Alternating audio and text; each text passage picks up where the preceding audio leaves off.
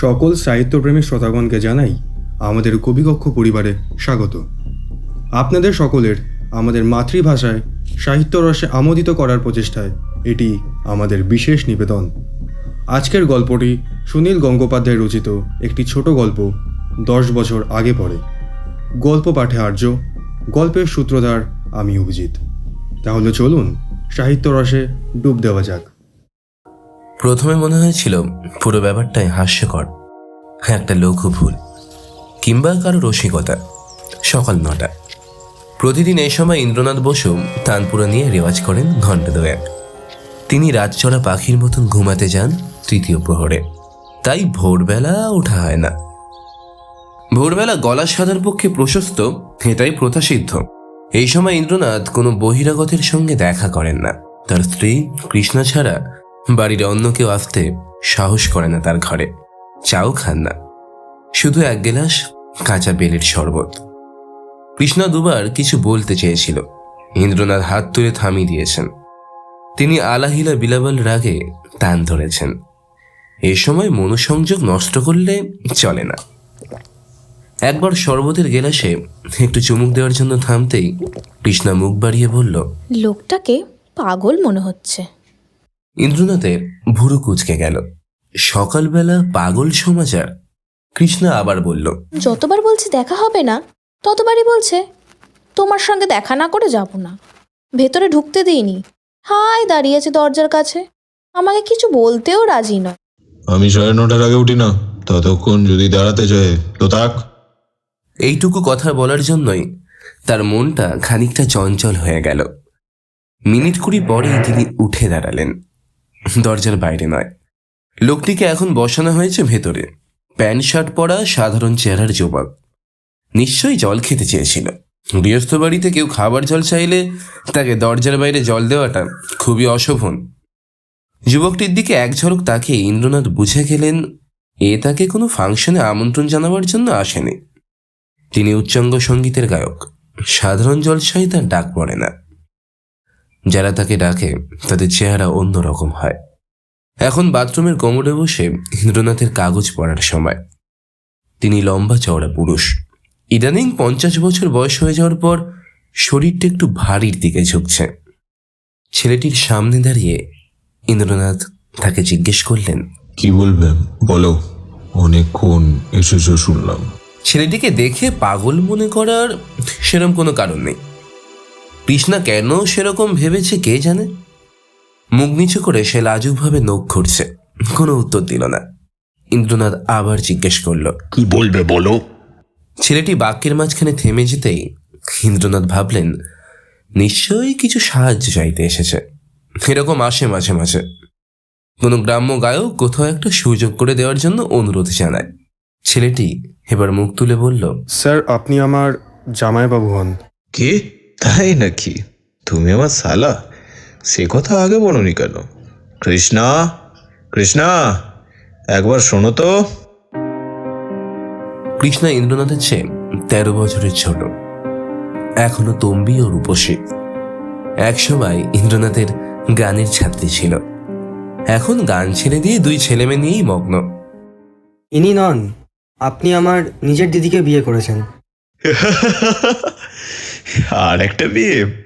এই এক বউকে সামলাতে পারি না, তোমার দিদিকে আবার কবে বিয়ে করলাম ভাই? কৃষ্ণ কিছু বলবার আগে ছেলেটি আবার বলল, গত মাসেই তো আপনি বিয়ে করলেন। কত মাসে? তা কোথায় বিয়েটা হলো? তোমাদের বাড়িটা কোথায়? আমাদের বাড়ি কামালগাছি, বিয়েটা হয়েছে পুরীতে। আমার ইচ্ছে থাকলেও একজন বউ বেঁচে থাকতে তো আর একটা বিয়ে করা যায় না। আর আমি 10 বছর পুরী যাইনি। তো ভাই, তুমি ভুল জায়গায় এসেছো।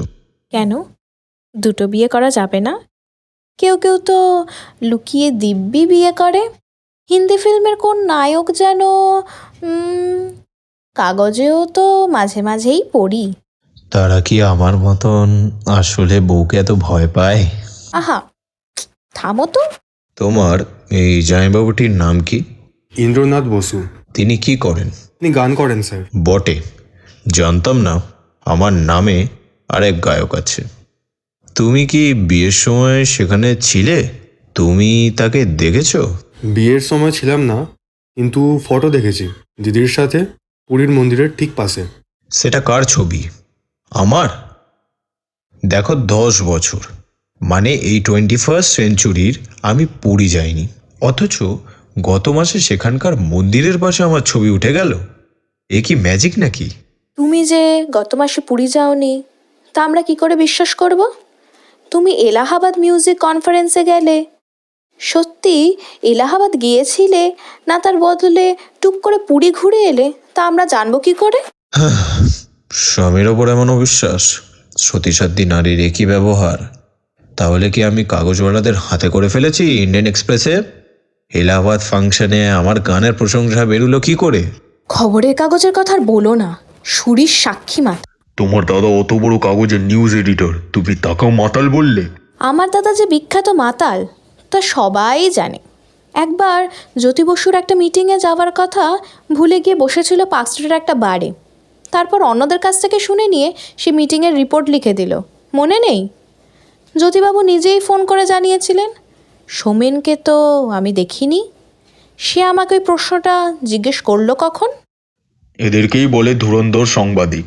যাই হোক, ওহে শালাবাবু, ধরা যাক আমি তোমার দিদিকে গোপনে বিয়ে করেছি।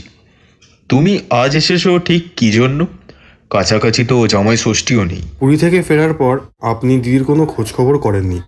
আপনি বলেছিলেন যে আপনাকে একবার এর মধ্যে বহরমপুর যেতে হবে। তারপর দিদির খুব জ্বর হয়েছে, আপনাকে একবার দেখতে চাইছে। আপনি কি আসবেন আমাদের বাড়িতে? আমি সাথে করে নিয়ে যাব। আমার পক্ষে তো যাওয়াটা সম্ভব নয়। তার নাম কি? বিশাখা। বিশাখার জ্বর কমলে তাকেই বরং নিয়ে এসো একদিন সকাল 9:30টার পর। স্যার, আর একটা বিশেষ দরকার ছিল আপনার সাথে। ইন্দ্রনাথের পেটটা মুচড়ে উঠল। আর তো অপেক্ষা করা যাবে না। তিনি উঠে দাঁড়িয়ে বললেন, আমার তো ভাই এখন আর কিছু শোনার সময় নেই। আমার এই নতুন শালাবাবুটিকে কিছু খেতে টেতে দাও। ঠিক 40 মিনিট পরে তিনি বাথরুম থেকে বেরিয়ে এসে দেখলেন ছেলেটি চলে গেছে। তার ভুরু একটু কুঁচকে রইল। কেউ কি তাকে ব্ল্যাকমেল করতে চাইছে? এই ছেলেটি নয়, এরা তো সাহস হবে না। এর আড়ালে অন্য কেউ? এত সহজ? ইন্দ্রনাথ বসু শক্ত মানুষ, পুরী যাওয়া, বিয়ে করা এসব তিনি একছুঁয়ে উড়িয়ে দিতে পারেন, কারণ এর মধ্যে বিন্দু বিসর্গ সত্যি নেই। কিন্তু বহরমপুরের কথাটা কি করে জানল? গত সপ্তাহে তার বহরমপুরের একটা অনুষ্ঠানে যাওয়ার কথা ছিল ঠিকই, তবে শেষ পর্যন্ত যাওয়া হয়নি। কিন্তু তা বাইরের লোক কি করে জানবে? ওরা কি কাগজে কোনো বিজ্ঞাপন দিয়েছিল? হয়তো লোকাল কাগজে। উদ্যোক্তা সংস্থার প্রেসিডেন্টের স্ত্রী মারা গেছেন হঠাৎ, তাই অনুষ্ঠানটি পিছিয়ে গেছে অনির্দিষ্ট কালের জন্য। তাহলে বহরমপুর কিংবা ওই অঞ্চলের কোনো লোক? না, বিশেষ গুরুত্ব দেওয়ার কোনো দরকার নেই। কৃষ্ণা কারোর সঙ্গে টেলিফোনে লম্বা কথোপকথনে রত। ইন্দ্রনাথ এবার বসলেন কম্পিউটারের সামনে। গান ছাড়া তার অন্য শখ ইন্টারনেট সার্ফিং। ওখানে বসেই ব্রেকফাস্ট খাওয়া। দুপুরবেলা তিনি আবার খাবার টেবিলে কৃষ্ণার সঙ্গে কথা বলার সুযোগ পেলেন। আমি বাথরুমে যাওয়ার পর ছেলেটা কি আর কিছু বলল? কোন ছেলেটি? ওর নাম তো জিজ্ঞেস করাই হয়নি, যার দিদির নাম বিশাখা। ও হ্যাঁ, কি ব্যাপার বলো তো? সব কিছু বেশ রহস্যময় লাগছে। তুমি কি সত্যি ভাবছো আমি গোপনে পুরীতে গিয়ে একটা অন্য মেয়েকে বিয়ে করে ফেলেছি? ওরকম উদ্ভট কথা ভাববো? আমি পাগল নাকি? তুমি লুকিয়ে লুকিয়ে অ্যাফেয়ার করতে পারো, কিন্তু বিয়ের মতন কাঁচা কাজ করবে না তা আমি ভালোই জানি। সে কথা হচ্ছে না, কিন্তু ছেলেটা এলো কেন? তুমি বাথরুমে যাওয়ার পরে ওকে টোস্টার অমলেট খেতে দেওয়া হলো, তখনও কি করলো জানো? হঠাৎ ফুঁপিয়ে কেঁদে উঠে বলল, দিদি আমায় ক্ষমা করুন, ক্ষমা করুন। তারপর কিছু না খেয়ে দৌড়ে বেরিয়ে গেল। স্ট্রেঞ্জ। স্ট্রেঞ্জ না স্ট্রেঞ্জার? কান্না ফান্না দেখলে আমার খুব খারাপ লাগে। কেনই বা এলো? কিছু তো চাইলেও না। হয়তো বুঝতে পেরেছে যে ভুল জায়গায় এসেছে। এই সময় কৃষ্ণার একটা ফোন এলে এ প্রসঙ্গ চাপা পড়ে গেল। সন্ধ্যের সময় আরেকটি খুবই বিভ্রান্তিকর ফোনের। ইন্দ্রনাথ ফোন তুলতেই একজন বলল, স্যার, আমি রফিক বলতাছি। আজ আপনি কটার লগে আসছেন এখানে? রফিক নামে কাউকে চেনেন না ইন্দ্রনাথ। আজ কোথাও তার যাওয়ারও কথা নয়। আমি রফিক স্যার, চিন্তা পারলেন না নাকি? কয়েক মুহূর্ত চুপ করে রইলেন ইন্দ্রনাথ। কালই তো আপনার লগে আমার আলাপ হইল। কল আলাপ হয়েছে? কোথায়? অলিম্পিয়ায় স্যার। আমার সঙ্গে ইকবাল এতসামতো ছিল। আমরা বাংলাদেশ থেকে আসতেছি, আপনার সঙ্গে আলাপ হইল, কত গল্প হইল। আমাকে খুব ভালো লাগছে স্যার। আমি বাংলাদেশ গিয়া আপনার লগে গল্প কমু বনে। আপনি আজ ফের আসতে কইলেন। অলিম্পিয়া বারে তিনি পুরীর মতনই গত 10 বছরে তিনি একবারও যাননি। বাড়িটায় যাওয়া তিনি প্রায় ছেড়েই দিয়েছেন। আমি তো ভাই কাল এক বন্ধুর বাড়িতে সন্ধ্যার পর ছিলাম 3 ঘন্টা, অন্য কোথাও যায়নি। তুমি এ ফোন নম্বর পেলে কোথায়? এ কি স্যার, আপনি তো দিলেন। আমি দিয়েছি? আমার নাম কি? ইন্দ্রনাথ বসু স্যার, ফেমাস গায়ক। আমিও একটু আধটু গান চর্চা করি বই কি। আপনি একটা অটোগ্রাফও দিলেন, গানও তো শোনালেন একখানা। তাই নাকি? কি গান শোনালাম? একটা খুব উচ্চাঙ্কের গান স্যার, ঠুংরি মনে হয়। Wonderful sir, wonderful. ঠুকরি? কোন ঠুকরি? আমি শুনি নাই আগে, আপনিই তো বললেন। উস্তাদ বোরে গোলাম আলী খানের বাজুবন্ধ খুলু খুলু যায়। ইন্দ্রনাথ স্তম্ভিত বোধ করলেন। তিনি প্রধানত খেয়াল গান করেন। কোনো কোনো ফাংশনে শ্রোতাদের অনুরোধে 2-1খানা ঠুংরিও শোনাতে হয়। তার মধ্যে বারে গোলাম আলীর ওই গানটি তার খুব প্রিয়। যিনি তোমাদের গান শুনিয়েছেন তিনি আজ আবার যাবেন কি না তা আমি জানি না। মোট কথা সেই তিনি আমি না, আমার যাওয়ার কোনো প্রশ্নই ওঠে না। ফোন রেখে দেওয়ার একটু পরেই আবার বাজল। এবার একজন বলল, স্যার ভালো আছেন তো? আমার নাম হিতেশ। কথা শেষ না করতে দিয়েই ইন্দ্রনাথ বললেন, রং নাম্বার। ব্যাপারটা কি? একজন কেউ তার নাম ভারিয়ে এইসব কাণ্ড করে বেড়াচ্ছে। তার চেহারাও ইন্দ্রনাথের মতন, সে আবার গানও গায়, এমনকি বারে গুলাম আলীর ওই ঠুংরি। এখন ওই ঠুংরি আর বিশেষ কেউ গায় না। আধ ঘন্টা পর আবার ফোন বাজতেই ইন্দ্রনাথের মেজাজ খারাপ হয়ে গেল। বাংলাদেশের ছেলেরা সাধারণত নাছোড়বান্দা হয়। গতকাল নকল লোকটাকে ওরা গাইয়েছে, অনেক পয়সা খরচ করেছে। তিনি রাগ করে কিছু বলতে যাচ্ছিলেন, তার আগেই শুনলেন, আমি করিয়া থানা থেকে বলছি। আপনি কি মিস্টার বসু? ইয়েস। আপনি আজ একবার থানায় আসতে পারবেন? বড়বাবু আপনার সঙ্গে একটু কথা বলতে চান। আমাকে থানায় যেতে হবে কেন? আপনার বড়বাবু যদি কথা বলতে চায় ফোন করতে বলুন। ফোনে হবে না, আপনার একটা লিখিত স্টেটমেন্ট চাই।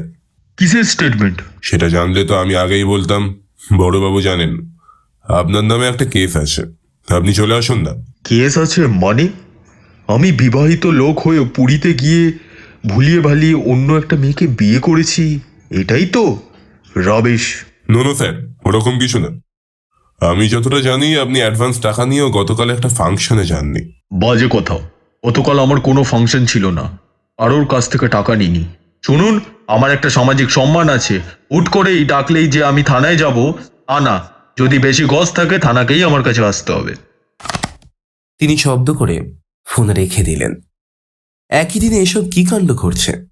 তার নামে আরেকজন গায়ক আছে, সেও বিভিন্ন ফাংশনে গান গায়। কোনোদিন ঘূর্ণাক্ষরেও তো তিনি এমন কথা শোনেননি। একই নামের 2জন গায়ক থাকলে তা কি জানাজানি হতো না? টাকা নিয়ে গান না গাওয়ার ঘটনা ইন্দ্রনাথের জীবনে একবারই ঘটেছে, অনেকদিন আগে। তখন তার রেট ছিল 1000 টাকা। পার্ক সার্কাস ময়দানে একটা বড় জলসায় তার প্রোগ্রাম ছিল রাত 8:30টায়। তিনি উপস্থিত হয়েছিলেন ঠিক সময়, কিন্তু উদ্যোক্তারা কিছুতেই তাকে মঞ্চে ডাকে না। একটার পর একটা অন্য আর্টিস্ট ঢুকিয়ে দিচ্ছে। ক্রমশ তার বিরক্তি বেড়ে যাচ্ছিল। উদ্যোক্তাদের বারবার সেই একই কথা, আর স্যার মাত্র 10 মিনিট, এই বম্বের আর্টিস্টের পরেই। রাত 12:30 বেজে যাওয়ার পর ইন্দ্রনাথ গান না গেয়ে রাগ করে চলে এসেছিলেন। পরে তিনি অ্যাডভান্সের টাকা ফেরত দিতে চাননি। তিনি তো আর কোনো দোষ করেননি, তার অনেক সময় নষ্ট হয়েছে। উদ্যোক্তারা মামলা করার ভয় দেখিয়েছিল, তোয়াক্কা করেননি তিনি। আর কিছু হয়নি অবশ্য। কতদিন আগে? ওই বছর 10 তো হবেই। 10 বছর। 10 বছর আগে তিনি পুরীতে গিয়েছিলেন। কৃষ্ণা তখন প্রথম সন্তানের জন্ম দিয়ে বাপের বাড়িতে। সেখানে 2টি মেয়ের সঙ্গে তার পরিচয় হয়েছিল। সিনেমা স্টারদের মতন অতটা না হলেও গায়কদের কাছাকাছিও অনেক যুবতী মেয়ে ঘুরঘুর করে। এই 2টি মেয়ের মধ্যে একজনের খুবই গদগদ ভাব, হাত ধরত অন্যমনস্কতার ভান করে বুকের ছোঁয়া লাগাতো। কিন্তু ইন্দ্রনাথ বেশি দূর প্রশ্রয় দেননি। তার ভালো লাগছিল ঠিকই, কিন্তু সীমারেখা সম্পর্কে তিনি সজাগ। মেয়েটি কি তাকে বিয়ে করতে চেয়েছিল অতটা মনে নেই, অন্তত মুখে কিছু বলেনি। 10 বছর আগে তিনি সন্ধেগুলো কোনো না কোনো বারেই কাটাতেন বন্ধুদের সঙ্গে। হ্যাঁ, অলিম্পিয়াতেও যেতেন। একবার একটি বাংলাদেশি দলের সঙ্গে আলাপ হয়েছিল সেখানে। যতদূর মনে পড়ে কয়েকটি খুব উৎসাহী ছেলে। 10 বছর আগেকার কিছু ঘটনা আজ আবার ঘটছে, তবে অন্য কেউ ঘটাচ্ছে। অথচ সবই কাকতালীয়। 10 বছর আগের কোনোদিন কি ফিরে আসতে পারে নাকি? ধ্যাত। কৃষ্ণা গেছে তার দিদির কাছে, ফিরল রাত 9:45। এর মধ্যে ইন্দ্রনাথ উইস্কি নিয়ে বসলেন। বাড়িতে থাকলে সাধারণত তিনি 3 পেগ খান এবং সেই সঙ্গে সিডিতে গান শোনেন। কত সহজে কত রকম গান পাওয়া যায় এখন। আজ আর মদ্যপান থামাতে ইচ্ছে করছে না। একসময় খুব বেশি পান করতেন, প্রায় 6-7 পেগ। বছর 10 ধরে কমিয়ে দিয়েছেন। কৃষ্ণা 11টার পর শুতে চলে যায়। ইন্দ্রনাথ জেগে থাকেন আরো 2-3 ঘন্টা। গান শোনেন, বই পড়েন। আজ কিছুতেই নেশা হচ্ছে না। কপেক হয়ে গেল অনেকদিন পর। সারাদিনের ঘটনাগুলো মনে পড়ছে বারবার। এতে মিলছে না কিছুতেই। একসময় উঠে দাঁড়িয়ে পায়চারি করলেন ফ্ল্যাটের মধ্যে। ছেলে মেয়ে দুটি প্রতি শনিবার মামার বাড়িতে যায়, নেই রাত্রে থাকে না। ঘুমন্ত সমস্ত ফ্ল্যাট নিস্তব্ধ। শরীরে যেন ফিরে এসেছে যৌবন। ফিরে গেছেন 10 বছর আগের বয়সে। তারপর তিনি আনমনে হাসলেন। তা আবার হয় নাকি? ঘুমোতে যাওয়ার আগে একটুক্ষণ টিভি দেখা তার অভ্যেস। কয়েকটা চ্যানেলে সারা দিন রাত্রি খবর দেখায়। বেশি রাতে খবর ছাড়া অন্য কিছু দেখারও থাকে না।